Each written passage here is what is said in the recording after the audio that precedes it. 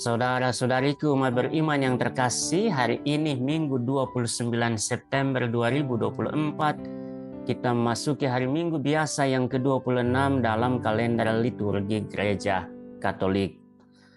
Dalam Injil, kita mendengarkan pengajaran Yesus bagi murid-muridnya, dan saya kira ada dua hal penting yang bagus kita renungkan, kita resapkan hari ini berdasarkan pengajaran Yesus tersebut, supaya kita mampu menjadi murid Yesus yang sejati, yang pada akhirnya diperkenankan, dianggap layak dan pantas untuk memasuki hidup kekal.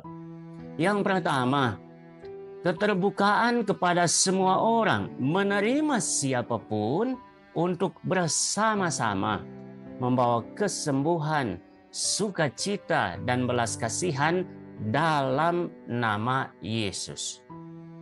Dalam Injil dikatakan bahwa Yohanes, salah seorang muridnya, berkata, "Guru, kami telah melihat seorang yang bukan pengikut kita mengusir setan dalam namamu. Lalu kami cegah dia karena dia bukan pengikut kita."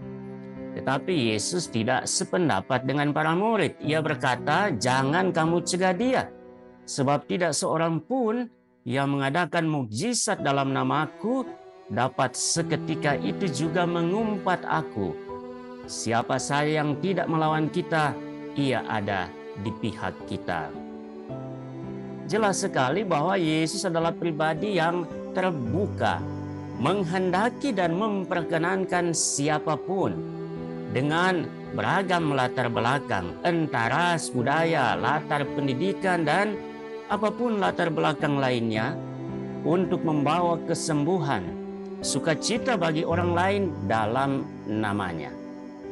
Yesus mengajar kita supaya kita yang sudah menjadi pengikutnya tetaplah menjadi rendah hati, bukan sebaliknya tinggi hati, sehingga justru berlaku sebagai penghalang bagi orang lain dari kelompok kita yang berbeda untuk bersama-sama ikut melakukan kebaikan.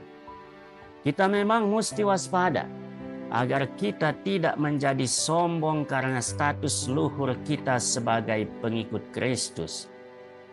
Janganlah kita jadikan status kita, janganlah kita jadikan nama Yesus sebagai alasan untuk melebarkan tembok kebencian dan perpecahan.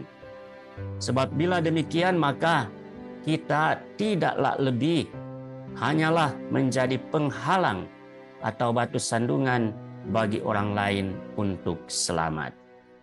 Kemudian yang kedua, saya kira Yesus menghendaki lewat bacaan Injil hari ini, Ia menghendaki agar kita para muridnya mengikutinya secara radikal, total, dan nyata, agar memperoleh hidup kekal yang dijanjikan dan disediakan Allah lewat putranya Yesus. Ia menuntut kita untuk mengejar kekudusan dengan tidak berbuat dosa dan tidak menyebabkan orang lain juga jatuh dalam dosa. Yesus mengingatkan hal ini dengan kata-kata keras dan tajam. Siapa saja yang menyebabkan salah satu dari anak-anak kecil yang percaya kepadaku berbuat dosa, lebih baik baginya jika sebuah batu giling diikatkan pada lehernya, lalu dibuang ke dalam laut. Jika tanganmu menyebabkan engkau berbuat dosa, penggalah. Karena lebih baik engkau masuk ke dalam hidup dengan tangan buntung, daripada dengan utuh kedua tanganmu engkau dibuang ke dalam neraka, ke dalam api yang tak terpadamkan. Jika kakimu menyebabkan engkau berbuat dosa, penggalah. Karena lebih baik engkau masuk ke dalam hidup dengan timpang, daripada dengan utuh kedua kakimu engkau dicampakkan ke dalam neraka. Jika matamu menyebabkan engkau berbuat dosa, cungkilah. Karena lebih baik bagimu masuk ke dalam kerajaan Allah dengan bermata satu, daripada dengan bermata dua engkau dicampakkan ke dalam neraka, di mana ulat-ulatnya tidak akan mati dan api tidak terpadamkan. Perkataan Yesus ini keras dan tentu sulit dipahami dan diterima oleh siapapun secara harafiah. Yesus tentu tidak menghendaki kita untuk menjadi brutal dan kasar terhadap diri kita dan juga terhadap orang lain. Di sini Yesus sengaja menggunakan gaya bahasa hiperbola untuk menghentak kesadaran kita betapa serius dan pentingnya pengajarannya, yang menghendaki agar kita senantiasa mengejar kekudusan dengan sepenuh hati, dengan sepenuh jiwa dan tenaga kita. Kehendak Yesus jelas supaya kita tidak jatuh dalam penderitaan neraka abadi, melainkan masuk dalam hidup kekal yang penuh sukacita dan kemuliaan. Karena itu, saudaraku, marilah kita katakan kepada Yesus, kita mau mengikuti Dia secara total, nyata, tetapi bersahaja, bukan berjalan dan mengejar kesia-siaan.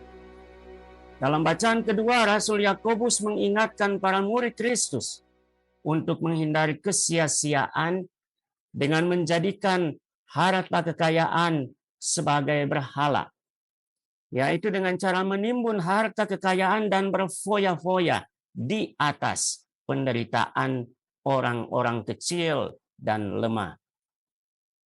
Yakobus mengecam orang-orang seperti ini yang antara lain telah menahan upah buruh, menghukum bahkan membunuh orang jujur dan lemah demi harta kekayaan dan hidup foya-foya. Di hadapan Tuhan, orang-orang seperti ini hanyalah menimbun kebusukan yang sia-sia. Kita berdoa, mohon kekuatan dan kesetiaan untuk mengikuti Kristus secara total, bukan mengejar kesia-siaan. Ya Yesus yang lemah lembut dan rendah hati, jadikanlah hati kami seperti hati-Mu. Amin.